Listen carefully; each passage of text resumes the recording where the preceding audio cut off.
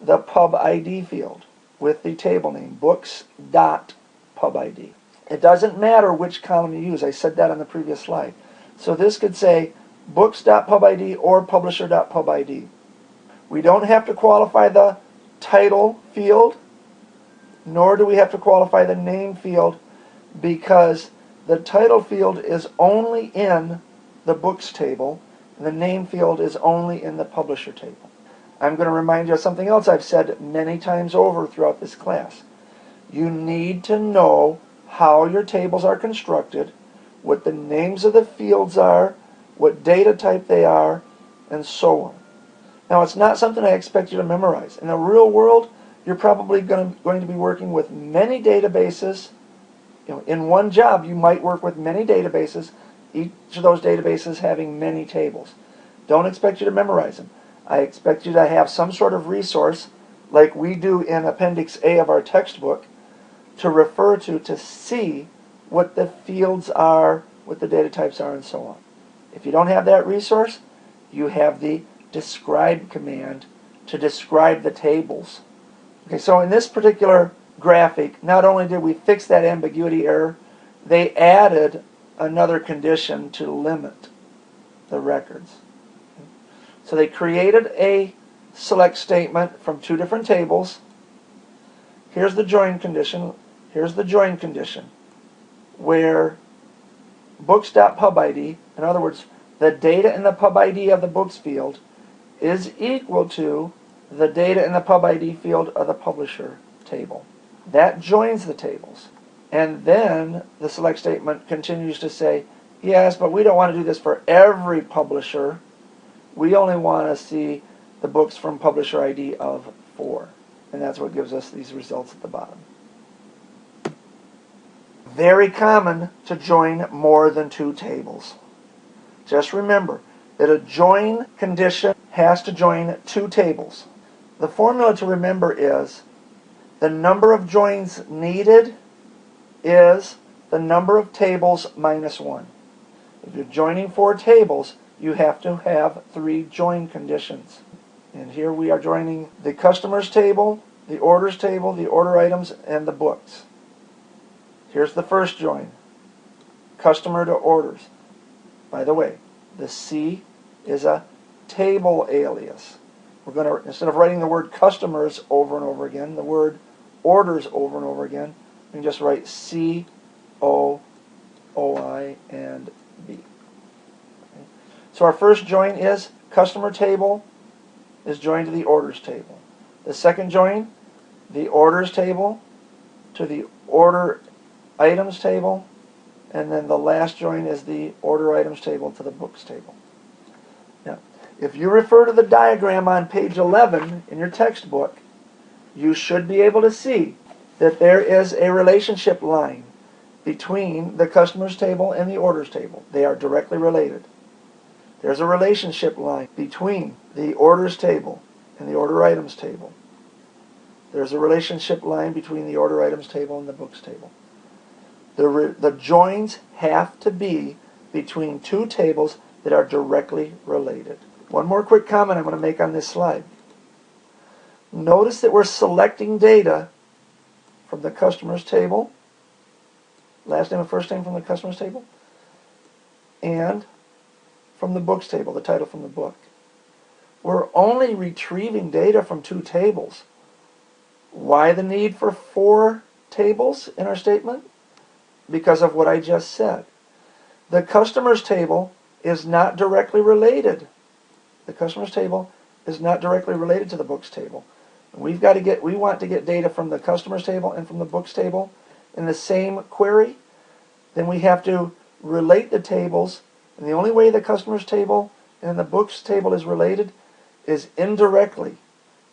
Customers has to join on the orders, orders has to join on the order items, and then the order items has to join on the book. Equality join is sometimes referred to as a natural join. A natural join is used when you have 2 tables that have the same column name and they have to be the same data type. we're going to use, have a select statement selecting the title, the pub ID, and the name from the publisher table, and we're going to do a natural join on the books table. Now both of these tables have a field called pub ID. You reference the Appendix A at the back of your book. The publisher table has the pub ID field, and the books table has the pub ID field. So this particular statement is going to join the publisher table and the books table, doing a natural join. It's going to naturally look at and grab the pub ID field and do the join.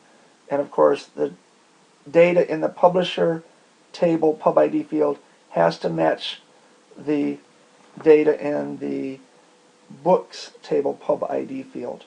I'm going to throw one more confusing monkey wrench on this slide. I'm a little bit confused. I suspect that this statement might result in an error. The reason I say that is because something we've already discussed. The pub ID field exists in both tables. Might this result in an ambiguity error like we saw in a previous slide? Or does the natural join override that and tell the database that it's irrelevant which table we get the pub ID from? I don't know the answer to that question. If you're curious, maybe you run this statement in your database and see what happens, see if it works okay. And you can use the join keywords in your from clause. In this case, we're going to join the publisher table and the books table using the pub ID field. We could just use the natural join, but this is probably the safer way of doing it. You're telling the database specifically which field to use. You're not letting the database assume just because the fields have the same name to automatically join on those fields. You're telling it specifically what field to use. The join on. Now, you're going to use the join on keywords. The book will refer to the on clause if the column names are different. If the column names are different, you must use the join on. The join using can be used if the field names, the column names are the same. We know that publisher has a pub ID field and books has a pub ID field. So the using clause is an option here. Well, it's an option here. The other option is to use the natural join keywords. Here, we want to join the books table and the publisher table. And this is an example. The Justly database is not set this way.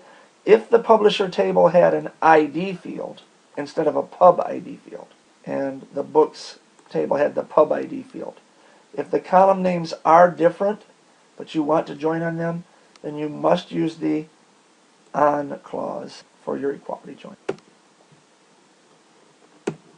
This slide here is going to basically restate what I just said.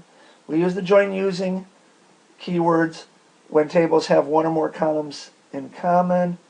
The join on when the same name columns are not involved or a condition is needed to specify a relationship other than an equivalency. So we're going to talk about non-equality joins in just a moment. That's where you might want to use a join on. Use the join keyword, freeze the where clause to use it exclusively for restricting rows. For some people, they find it less confusing if you use the join keyword in the from clause and then the where clause is specifically for restricting rows. Again, if we back up a few slides, we saw where they did the join and then they said, oh, and there's a condition where the pub ID equals 4. So that's what they're getting at here in this third bullet. Reserve the where clause for restricting rows. Okay, a non-equality join is when you want to relate two tables and you know that the data in one table may not be equal to the data in another table. They can be done in the where clause using any comparison operator other than the equal sign. You might want to do a list of all the books that are not from a certain publisher, or all the books that are not in a certain category, or you might want to do all the books that are $10 or less. Those are examples of non-equity join type query. And we can have a non-equity join in the from clause using the join on keywords. But again, it's got to be that on. And then we are going to have a condition, just like we would in the where clause. A condition that does not use the equal symbol.